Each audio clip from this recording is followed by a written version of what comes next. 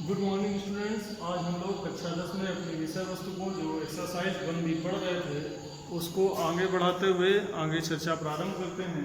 तो जैसा कि सभी को ज्ञात है कि हमारी जो विषय वस्तु में जो गणित विषय में एक्सरसाइज 1B चल रही थी उसमें कल हम लोगों ने पहले पढ़ा था गणित की आधारभूत प्रमेय के बारे में। और गणित की आधारभूत प्रमेय में हमने दो चीज़ें बताई थी आपको। एक तो बताया था अभाज्य संख्याएं और दूसरी बताई थी भाज्य संख्याएं। तो भाज्य संख्याएं क्या होती हैं, अभाज्य संख्याएं क्या होती हैं, इनके बारे में कल हम लोग चर्चा कर चुके थे। और प्रश्न संख्या 1 और प्रश्न संख्या 2 एक्सरसाइज 1.2 का हम लोगों ने कंप्लीट कर लिया था। नेक्स्ट जो है अब हम लोग पहुंचते हैं आगे एक्सरसाइज 1.2 के क्वेश्चन नंबर 3 में। तो एक्सरसाइज है हमारी 1.2 और एक्सरसाइज 1.2 में जो क्वेश्चन है क्वेश्चन नंबर है 3। तो क्वेश्चन नंबर 3 ये कह रहा है अभाज्य गुणनखंड विधि द्वारा निम्नलिखित पूर्णांकों के HCF और LCM ज्ञात कीजिए। तो अभाज्य गुणनखंड विधि का प्रयोग करके कुछ संख्याएं दी गई हैं, उन संख्याओं का HCF निकालना है और LCM। तो अभाज्य गुणनखंड निकालना कल हमने बताया था आपको। जो यहाँ संख्या दी गई है पहले सवाल में वो दी गई है 12, 15 और 21। तो क्वेश्चन नंबर 3 का जो फर्स्ट है उसमें पहली संख्या दी गई है 12, दूसरी दी गई है 15 और तीसरी दी गई है 21। तो सबसे पहला काम जो हमें करना है इन संख्याओं के अभाज्य गुणनखंड करने हैं। अभाज्य गुणनखंड करने का मतलब कल बताया था हमने 12 के गुणनखंड क्या होते हैं, 2 दूनी 4 दें 12। तो जब हम 12 के गुणनखंड करते हैं तो क्या आता है 2, 2 और 3। तो 2 आता है 2 बार, तो इसको हम क्या लिख सकते हैं 2 की घात 2 और गुणा क्या लिखेंगे 3। 15 के गुणनखंड अगर करें तो 15 के गुणनखंड होते हैं 3 गुणा 5 और 21 के गुणनखंड होते हैं 3 गुणा 7। अब जब हम बात करते हैं HCF की, सबसे पहले हम इसको लिखते हैं HCF को। तो HCF वो संख्या होगी जो तीनों संख्याओं में उभयनिष्ठ होगी, तीनों में कॉमन होगी। तो तीनों संख्याओं में कौन सी संख्या दी गई है 3। तो आपका जो HCF है वो कितना हो जाएगा 3 हो जाएगा। इसके बाद अब बात करते हैं LCM की। LCM में जो भी संख्याएं आई हैं प्रत्येक संख्या को उसकी अधिकतम घात के साथ में लिखना है। तो अधिकतम घात के साथ जब लिखेंगे तो 2 की जो अधिकतम घात है वो कितनी है 2 की घात 2। 3 की अधिकतम घात 1 है तो 3, 1 है 5 और 1 है 7। तो ये हो जाएगा 2 की घात 2 गुणा 3 गुणा 5 गुणा 7। इनका आपस में गुणा करें तो 2 की घात 2 होता है 4, 3 का 5 में गुणा हो जाएगा 15, 15 का 7 में गुणा करेंगे तो कितना हो जाएगा 105। 105 में 4 का गुणा कर दें तो कितना आ जाएगा 420। तो जो आपका LCM है वो हो गया 420 और जो HCF है वो हो गया 3। इसी तरह से आगे की संख्याओं को करना है 17, 23, 29, 8, 9, 25। इनको भी इसी तरह से हल कर लेंगे। अब जैसे 17, 23, 29 की बात करते हैं तो 17, 23 और 29 क्या है अभाज्य संख्याएं हैं। और अभाज्य संख्याओं का क्योंकि कोई गुणनखंड नहीं होता है तो हम 17 को लिख सकते हैं 1 गुणा 17, 23 को लिख सकते हैं 1 into 23 और 29 को लिखेंगे 1 into 29। तो चूंकि सभी में 1 उभयनिष्ठ आएगा, 1 कॉमन आएगा तो HCF हो जाएगा 1 और LCM में आ जाएगा 17 गुणा 23 गुणा 29। इनका आपस में करा देंगे गुणा तो आपका आंसर मिल जाएगा। 8, 9 और 25 का सामान्यता कर लेंगे। नेक्स्ट पहुंचते हैं हम लोग क्वेश्चन नंबर 4 में। तो जो क्वेश्चन नंबर 4 है क्वेश्चन नंबर 4 क्या कर रहा है HCF 306, 657। तो HCF दिया गया है, किसका दिया गया है 306 और 657। इन दोनों का HCF कितना दिया गया है 9 और इनका LCM ज्ञात करना है। क्या निकालना है LCM क्या है। तो इसके लिए हम दो तरीके अपना सकते हैं, या तो अभाज्य गुणनखंड कर सकते हैं या दूसरा तरीका हम लोगों ने फार्मूला लिखा था कि अगर दो संख्याएं हो a और b, तो a इंटू बी बराबर होता है HCF गुणा LCM। तो a और b दो संख्याएं हैं, तो a मान लें हम 306 को और b मान लेंगे इसको 657 को। यहाँ पर मान रख दें तो क्या आ जाएगा 306 गुणा 657 बराबर HCF 9 और LCM हमको ज्ञात करना है। तो क्या आ जाएगा LCM बराबर 306 गुणा 657 और भाग दे दें किसका 9 का। तो जब 9 का भाग देंगे 306 में तो 9 3 27 बचेगा 3, 9 चौको 36। अब कितना हो गया 34 गुणा 657।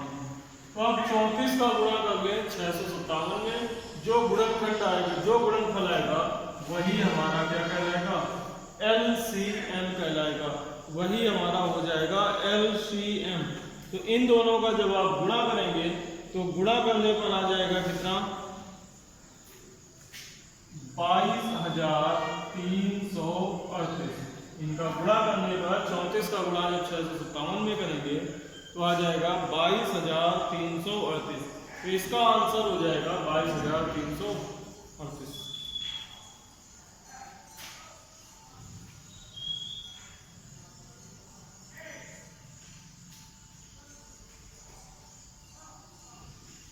इसके बाद चर्चा करते हैं हम लोग अगले क्वेश्चन की। तो अगला प्रश्न है, जांच कीजिए कि क्या किसी प्राकृत संख्या n के लिए संख्या 6 की घात अंक 0 पर समाप्त हो सकती है।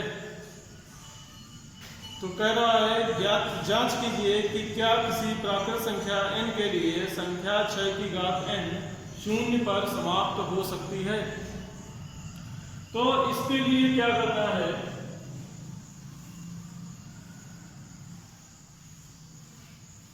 हम ये जानते हैं कि कोई भी संख्या 0 पर तब समाप्त हो सकती है, 0 का मतलब होता है एक तरह से 10, 1 0 आने का मतलब कितना होता है 10, और जो 10 के गुणनखंड होते हैं वो क्या होते हैं 2 गुणा 5।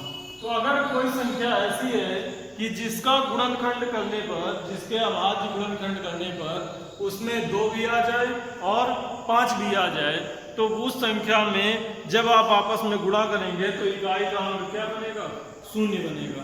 अब यहाँ पर जो संख्या दी गई है, यहाँ संख्या क्या दी गई है 6 की घात n। यहाँ पर हमको दी गई है संख्या, क्वेश्चन नंबर है आपका 5। तो क्वेश्चन नंबर 5 में कहा गया है संख्या क्या है 6 की पावर n। तो 6 की पावर n क्या 0 पे समाप्त हो सकती है। तो 6 की घात n के अगर हम गुणनखंड की बात करें तो 6 का गुणनखंड क्या होता है 2 गुणा 3, और 2 गुणा 3 की घात n को हम लिख सकते हैं 2 की घात n गुणा 3 की घात n। तो हम इसके गुणनखंड को करने पर ये पाते हैं कि इसमें 2 तो आता है लेकिन 5 नहीं आता है, इसलिए 6 की घात n 0 पर समाप्त नहीं होगा। तो उत्तर में लिखेंगे इसके किसी प्राकृत संख्या n के लिए 6 की घात n 0 पर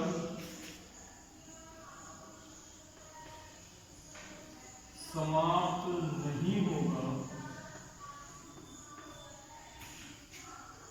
क्योंकि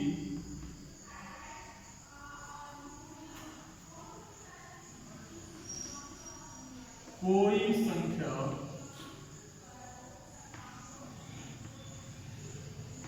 0 पर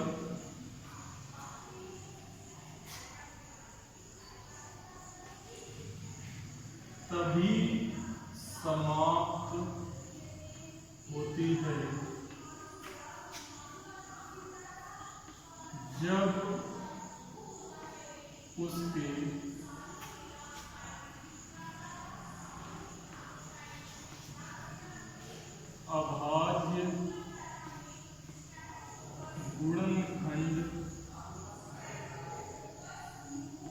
अभाज्य गुणनखंड में 2 व 5 उपस्थित हो। तो अगर किसी संख्या के गुणनखंड में 2 आ जाए और 5 आ जाए तो 2 और 5 दोनों के आने पर वो क्या हो जाएगा, 0 पर समाप्त होगा, अन्यथा 0 पर शून्य पर समाप्त नहीं होता है। ये बात हो गई आपके प्रश्न संख्या 5 में 6 की घात n के बारे में।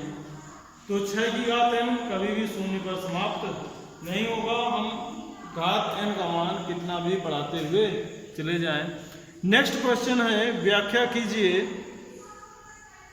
अगला प्रश्न है, व्याख्या कीजिए 7 गुणा 11 गुणा 13 प्लस 13 और 7 गुणा 6 गुणा 5 गुणा 4 गुणा 3 गुणा 2 गुणा 1 प्लस 5 अभाज्य संख्याएं क्यों हैं, भाज्य संख्याएं क्यों हैं। तो हमें ये दिखाना है कि ये जो दो संख्याएं हैं ये भाज्य हैं, इनकी व्याख्या करनी है, ये भाज्य क्यों है। तो भाज्य अभाज्य के बारे में कल हमने बताया था। अभाज्य संख्याएं वे होती हैं जिनमें या तो 1 से भाग जाए या स्वयं से भाग जाए, उनको कहते हैं हम अभाज्य संख्याएं। और वे संख्याएं जो 1 और स्वयं के अलावा अन्य किसी भी संख्या से विभाजित हो जाती हैं उनको कहते हैं भाज्य संख्याएं। उनको क्या कहते हैं, भाज्य संख्याएं।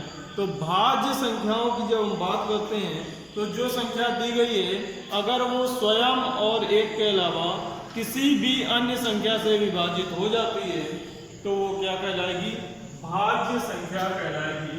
तो पहला जो क्वेश्चन है, पहली जो संख्या दी गई है, क्या दिया गया है, 7 गुणा 11 गुणा 13 और प्लस 13।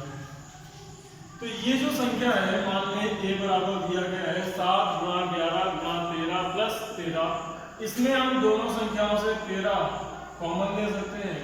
तो जब हम 13 कॉमन लेंगे तो क्या आ जाएगा, 7 गुणा 11 प्लस 1। तो ये कितना हो जाएगा, 13, 11 का 7 में गुणा कर दें तो 77 प्लस 1, ये हो जाएगा 13 गुणा 77 और 1 78। या इसको लिख सकते हैं 13 गुणा, अगर 78 के हम अभाज्य गुणनखंड करेंगे तो वो भी कितना आ जाएगा, 13 गुणा 3 गुणा 2, यानी कि कुल इसके गुणनखंड बनेंगे 2 गुणा 3 गुणा 13 की घात 2। तो जो हमारी संख्या है वो 3 संख्याओं के अभाज्य गुणनखंड के रूप में लिखी जा सकती है, 2, 3 और 13। तो ये संख्या 2 से भी विभाज्य है, 3 से भी विभाज्य है और 13 से भी विभाज्य है। इसलिए ये क्या है, भाज्य संख्या है।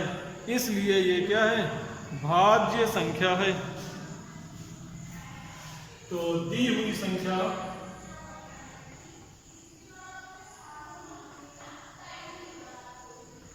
दी हुई संख्या 2, 3 व 13 से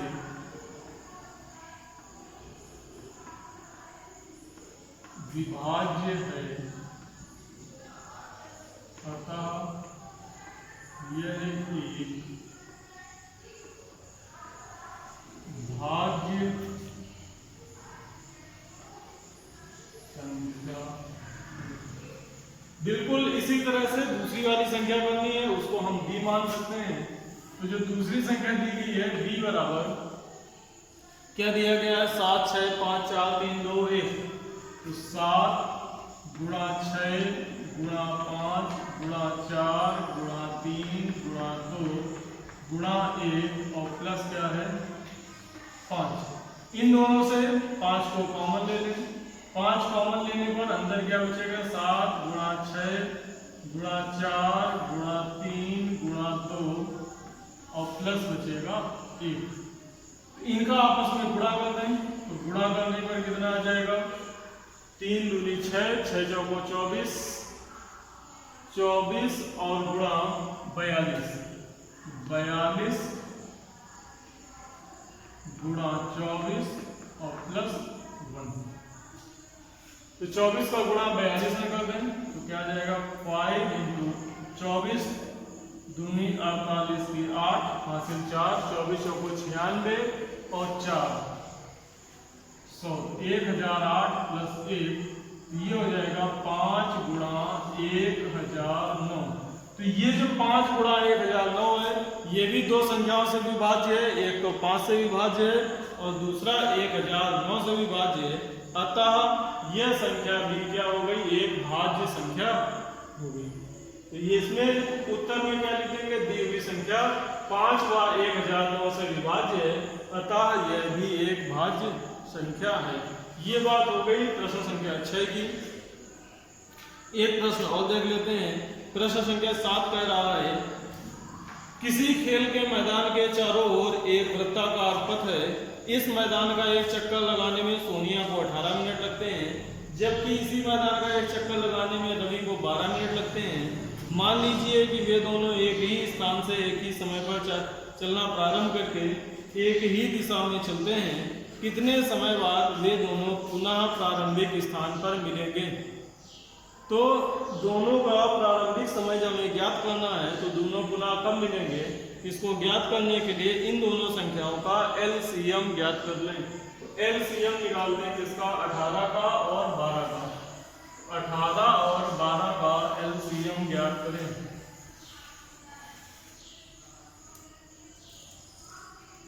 तो 18 के गुणनखंड और 12 के गुणनखंड। 18 के होते हैं 2 गुणा 3 की घात 2, 12 के होते हैं 2 की घात 2 गुणा 3।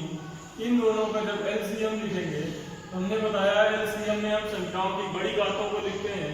तो 2 की बड़ी घात है 2 की घात 2, 3 की बड़ी घात है 3 की घात 3, तो ये हो जाएगा 4 गुणा 9 बराबर 36 मिनट। यानी कि ये दोनों एक दूसरे से 36 मिनट के पश्चात मिलेंगे। वे दोनों एक दूसरे से 36 मिनट के पश्चात मिलेंगे। आज की क्लास को हम लोग यहीं समाप्त करते हैं। आगे की चर्चा नेक्स्ट क्लास में।